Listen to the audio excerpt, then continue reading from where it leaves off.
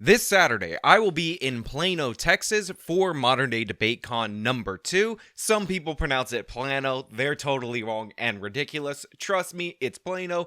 Get your tickets, link in the description. Also, there's a lunch hour that I think you can get into where you could even have lunch with me. It's so amazing, so stunning. Come out and watch me debate. Have a great time. Plano, Texas. I didn't say Plano. Don't worry about that. Donald J. Trump, the 45th president of the United States of America, has officially announced that he will be running for a second term, seeking to be only the second president ever to serve 2 terms but non-consecutively. He made this announcement in Florida. I actually have a lot of thoughts about this announcement. However, the National Republican Party and a bunch of former Trump acolytes have seemed to have turned on him. So what we're going to do is go over the announcement, go over the implications, and go over who I think will be the Republican nominee as a result of this very early announcement from former President Trump. But before we get into that, this video is in fact sponsored, so we're going to chuck it to the sponsor, then we'll bring it back over here and we'll discuss the whole thing on the other side. Things are getting tough out there. Inflation's at 8.2% and it only appears to be getting worse. What do you do in times like these? Well, it's always good to have somebody in your corner, which is why I recommend you go and visit noblegoldinvestments.com. They have American-based professionals that will be assigned to you individually to help you navigate these tough times. And if you set up a qualifying IRA with Noble Gold Investments this month, you will be gifted a 3-ounce American Virtue silver coin. It's absolutely wonderful. It's beautiful. It's got weight like money should have to it.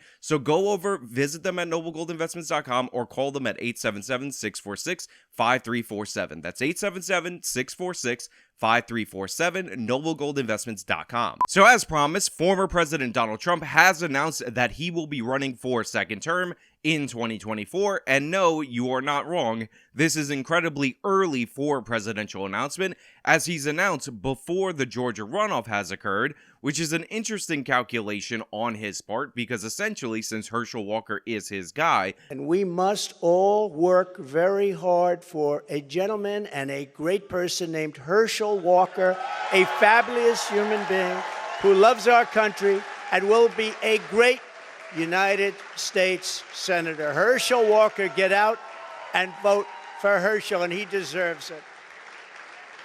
He was an incredible athlete. He'll be an even better senator. Get out and vote for Herschel Walker. And now he's in a one-on-one runoff against Raphael Warnock. A lot of people are seeking to blame Trump for the expected loss of Herschel Walker. And because so many Trump candidates actually did lose in their election this go around, you can already see that the knives are coming out from the mainstream Republican Party, and a lot of people see that Ron DeSantis' star is on the rise, so they seek to have DeSantis become the nomination, as it is viewed as a better chance of beating Joe Biden in 2024. However, that remains to be seen. I've actually given thoughts on that in a previous video. Even though I like DeSantis as a governor more than Trump, I don't necessarily think that he's going to be a more successful candidate, largely due to the fact that he has to go through Trump in the primaries, and nobody knows what Donald Trump is going to do in the general election, but the idea that he'll just support the Republican nominee, whoever it is pretty unlikely. But he made his announcement, he was on prompter during his speech, and a lot of people have deemed his speech to be low energy. In order to make America great and glorious again, I am tonight announcing my candidacy for President of the United States.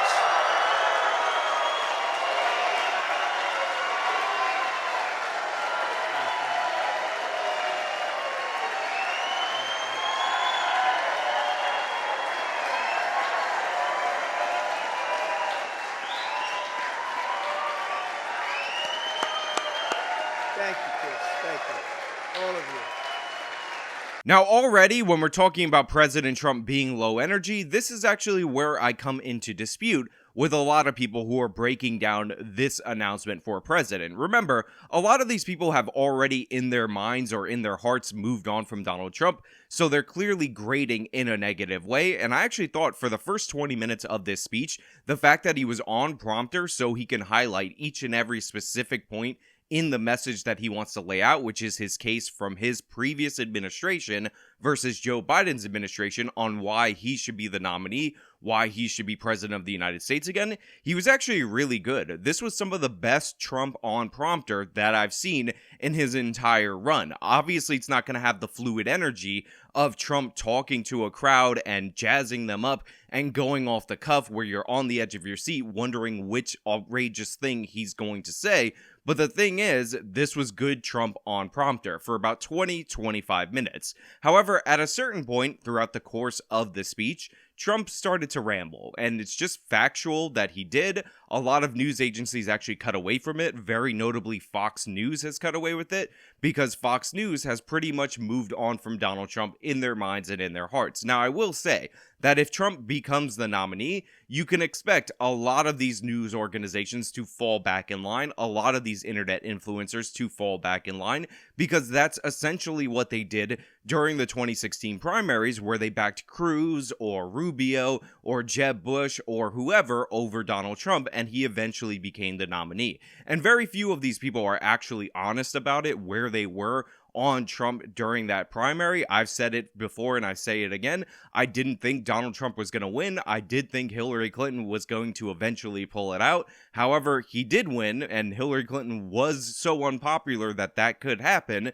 And then you have to judge the administration, in my opinion, based on the merits. However, a lot of people were really against him. They were really hating on him. And then all of a sudden, when he became the nominee, they decided to support him. A bunch of the so-called Never Trumpers were really against him up until Election Day. They talked about voting Republican down ballot because they said, oh, this is not the last election ever. Hillary Clinton becoming president for one term, it won't be the end of the world. And then when he won, all of a sudden they were on board with him. A lot of this happened in places like the Daily Wire and at a bunch of other right-wing mainstream media outlets. And a lot of people get angry about that. They'll say, oh, Ben Shapiro was never Trump, then Trump won, and he changed his position on Trump. But I'm actually totally fine with people doing things like that, because if you weren't against him, you didn't believe in him, you thought his record as basically being a 90s Democrat wasn't going to be sufficient for him going into office, but then you were won over by the policies because you were judging it on the merits.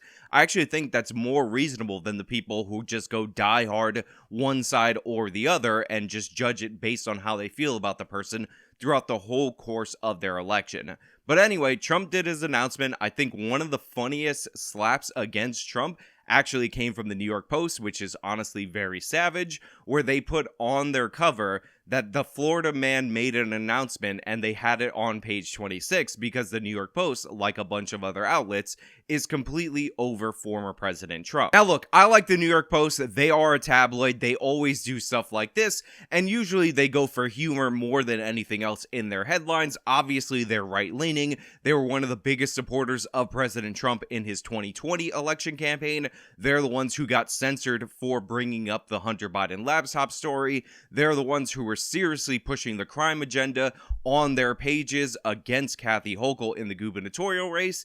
And I can laugh at this while simultaneously understanding that clearly they've decided to go in a different direction editorially, and that is likely because they're lining up with Ron DeSantis. And again, this just goes to show you that right now, President Trump is viewed as incredibly weak in the Republican Party because you see person after person stepping up to take shots at him. Now, people have tried to manufacture a fight between Ron DeSantis and President Trump, when in reality, when actuality, it is in fact a one-sided fight where Trump is attacking DeSantis because he believes that Ron DeSantis is his biggest threat, because Ron DeSantis is a legitimate threat, and obviously it is his time in his mind for his political career to run for president, and there's no VP DeSantis or any of that nonsense. Obviously, you wouldn't pick somebody from Florida, a state that you won overwhelmingly, that has basically become a red state, as your VP ticket. You have to pick somebody from the Midwest to kind of balance the ticket. I think we just finished this election, okay? People just need to chill out a little bit on some of this stuff. I mean, seriously, we just ran an election. We have this Georgia runoff coming, which is very important for Republicans to win that Georgia runoff. I mean, I know around the country, Florida was kind of the biggest bright spot. It was not so bright in many other parts of the country. It was a substandard performance given the dynamics that are at play. So hopefully we'll be able to do that. But I think what people like me who've been given the opportunity to continue is, okay, let's do something with that. And the reason why we won historic victory is at the end of the day, we led, we delivered, and we had your back when you needed us. That is why we won big. But as of right now, Ron DeSantis has not entered the fray because it is so early, there's no reason for him to do so. He just won his election a week prior to this Trump announcement, and in a response to the media trying to get at him about Donald Trump, he talked about how we should be focusing on the Herschel Walker Georgia election or something else rather than his presidential prospects, because Ron DeSantis would fall in the category of a more normal presidential candidate, one that announces a year out, not 2 years out like President Trump, and there's no reason for him to enter the fray before he's really even been sworn in for his second term as the Florida governor. He has work to do in the state of Florida. He has to pad his resume, but make no mistake about it, Ron DeSantis should, for his own political career, consider a presidential run because he's done being governor in 2026. There is no VP position. That shouldn't make any sense, and he shouldn't take a VP position from President Trump. And if he waits till 2028, most of the things in his record will be completely irrelevant by that time. So President Trump is the biggest impediment to Ron DeSantis' political success. Let's make that clear. And it makes absolutely no sense for President Trump to pick DeSantis as his VP because he gains nothing from it, and there's no balancing of the ticket. Trump needs to fix some of the holes from his previous campaign, and likely his aides are going to push him to pick a woman from the Midwest or from some kind of energy state. Kristi Noem comes to mind. It likely would have been Carrie Lake if not for her defeat by the Cat Lady, which, by the way, stunning defeat by the Cat Lady, but one of the problems that you run into whenever you have most of the votes in an election or a significant portion of the votes in an election cast via mail before the polls turn, before people actually get to see their candidate, is you end up with a result that runs contradictory to the polls. And yes, I am aware of the things that went down in Maricopa County and all those problems, but Republicans need to change their strategy overall and start telling their voters to not vote on election day, because election day isn't this sacred moment. And if your state has early voting or mail-in voting, that they got to get them on board in doing that. When you get into power, then you could change the election laws to make them more normal, what they were previously to the coronavirus pandemic. But up until then, this idea that you're just going to tell all your supporters to vote on election day is a disaster waiting to happen. It's a loser strategy, and it's going to continually cost Republicans elections. You have to do an all-out assault based on the rules that are available in each and every state. Not competing in the mail-in harvesting, not competing in early voting is not an option. And again, it's sad because you have election month and a lot of this stuff hinges on October surprises, and we saw Fetterman and in Katie Hobbs' election essentially win based on the fact that most people voted before they saw the debate in the Fetterman case or before they saw Katie Hobbs absolutely outright refuse the debate. Now, a lot of people think that the race is going to be between Trump and DeSantis, but here's the thing. American politics rarely shakes out the way that you think. A lot of people thought, based on 2016, that Bernie Sanders would be going one-on-one with the establishment Democrat, but in reality, Bernie Sanders' strategy, which was ridiculously stupid and awful, required a bunch of candidates to be in the race so that he could get a plurality and somehow take the presidential election at the convention, which is incredibly stupid. That relies on people behaving in a way that they don't typically behave, considering that candidates often consolidate around a single candidate when their prospects for winning dry up. That didn't make any sense at all, but that was Bernie Sanders' crazy move, and a lot of people thought that Bernie was going to be stronger going into 2020 than he actually was. A lot of people thought 2012 was going to be Mitt Romney versus the surging insurgent Chris Christie, but Chris Christie decided not to run, effectively ending his political career because his time ran out by the time he went to go and run in 2016, and 2016 was a whole mess of a primary where Donald Trump basically one by one punched Jeb Bush and the rest of these people off the stage until he was the eventual nominee. And in the Republican primary, you saw situations where Ted Cruz would stay in the race because he was the number 2, but then you had the governor of Ohio who hated Ted Cruz, John Kasich, and he would stick around, and essentially that split allowed Trump to get the nomination because the Republicans refused to consolidate in the same way that the Democrats did, due to the fact that everybody kind of hated everybody to a certain degree, and they they didn't want to rally behind a single candidate, and I don't even know if that would have been effective for them to do in the first place. So the idea that it's just going to be Trump and DeSantis and some ancillary people, I actually don't think is the case. I actually think there's a huge problem now that I've looked at the field between Trump and DeSantis, because the Republican primary is actually not a split delegate kind of situation. Like in 2016, you could essentially win 30% of the vote in state after state after state and capture 100% of the delegates, because it's more laid out like a winner-take-all kind of primary. So I could see a situation where Trump and DeSantis are both on the stage because it's their political future on the line. They're fighting over the same block of voters because there's a huge amount of crossover between the two. And then all of a sudden, you see candidates emerge that are able to take the nomination, running up the lane, which is the establishment lane. And if you don't think those voters are still in the Republican Party, you're crazy, in order to secure themselves the place as the Republican nominee. And we already know that Mike Pence is mulling over a presidential run. I think Mike Pence is too politically toxic in order to make that presidential run. However, I do think Pence is going to run for president as a way to attack somebody like Donald Trump, specifically Donald Trump, and try to knock him out of the field by throwing as much dirt at the man as he possibly can, as somebody who was his vice president the whole entire time. So while I think Pence essentially has no chance at the nomination, he might actually be on a kamikaze mission against Trump in order to lower his numbers enough for another candidate to emerge and take the guy out. And by the way, if you don't think that the news agencies won't put Pence on the stage against President Trump regardless of his polling numbers, you're not paying attention, because clearly there's a shift, there's a pivot from Fox News, from a bunch of these organizations away from Trump, and they would be happy to have President Trump as comfortable as humanly possible during the course of the primary debates. So you can expect when Mike Pence announces for him, regardless of polling numbers, to share a stage with President Trump, because Fox News seems like they're going to do that, and MSNBC, CNN, and all the other mainstream news outlets are also going to do the same, because what they want to do is tarnish Trump as much as possible, knocking him out of the primary. And this is going to lead to a very unsettling candidate for most of us, likely securing the nomination in 2024. In fact, my sleeper pick for the Republican nominee in 2024, write it down as of November of 2022, is Utah Senator Mitt Romney. What's up, gangsters? It's the MI double tizzle. It's not the next step in my career, by the way. I don't have a political career. I'm also unemployed. Born on a mountaintop in Tennessee, greenest state in the land of the free, raised in the woods so he knew every tree, and he killed himself a bear when he was only 3. Davy Crockett. I'm learning to say y'all, and I like grits, and strange things are happening to me. That was her.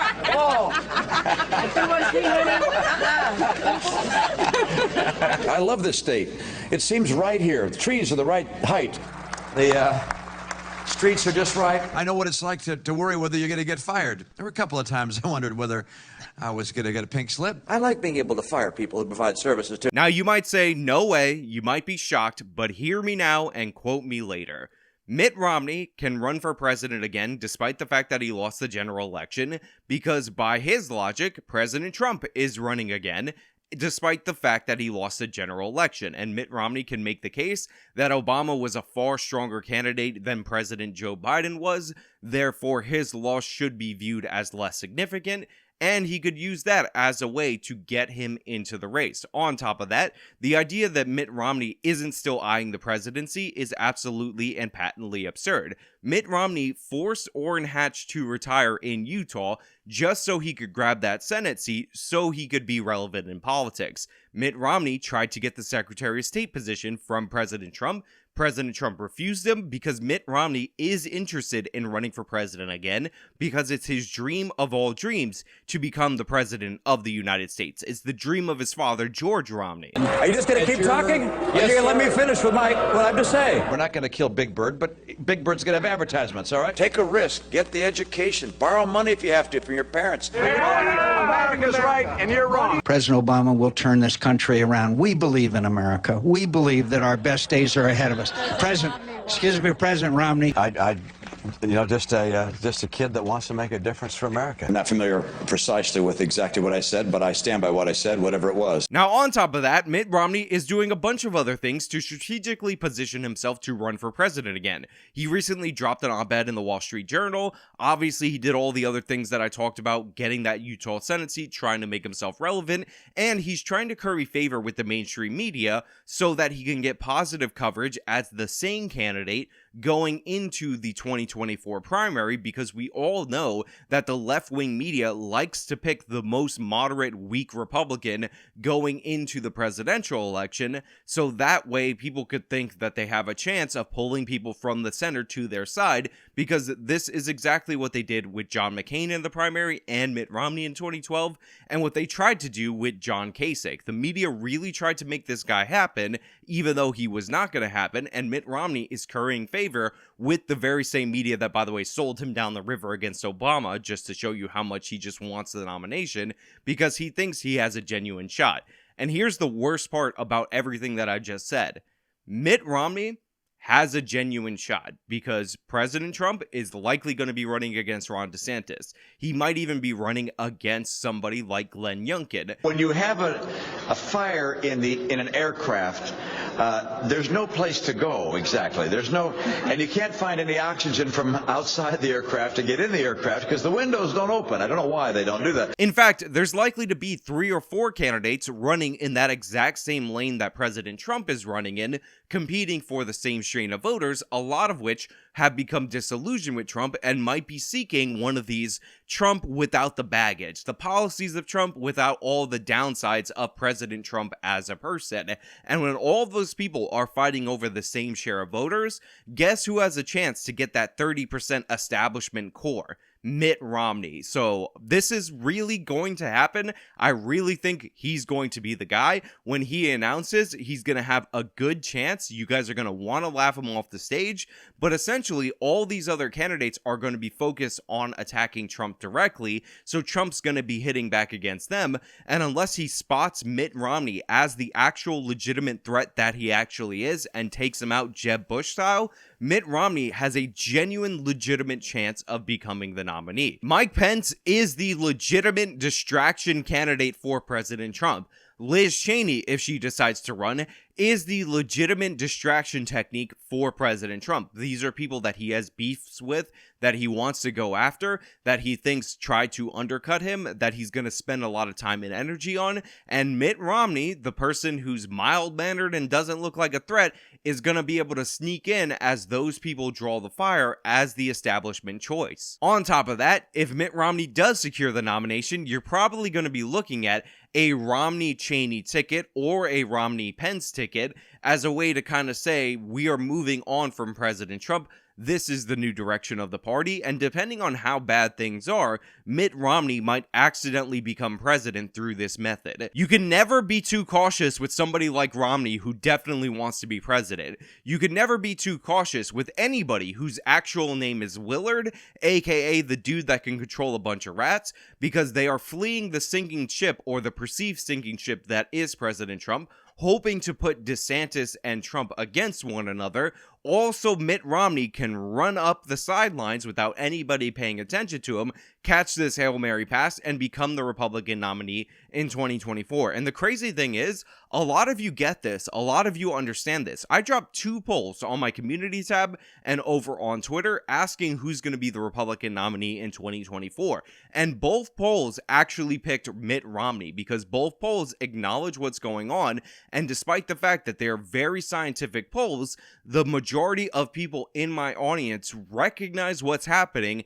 and know that Mitt Romney has a giant chance of being the nominee. So yeah, President Trump announced there's some things that I like in his speech. He kind of rambled a little bit later on, but if you look at the environment of politics, we're likely to regress back from Trump towards people like Mitt Romney, not go to the future or to another candidate or to a Trump without the baggage like Ron DeSantis. So yeah, Mitt Romney is a threat. You need to start attacking Mitt Romney right now, because if you don't, Mitt Romney will steal the nomination from everybody, and he won't become president because he's a loser candidate. But hey, those are just my thoughts. Let me know your thoughts down in the comments below. If you like this video, show me by leaving a like, subscribe for more content, follow me on all my social media, support me via the support links in the description box of this video. This has been me talking about the 2024 presidential run because Trump announced way too early. Till next time.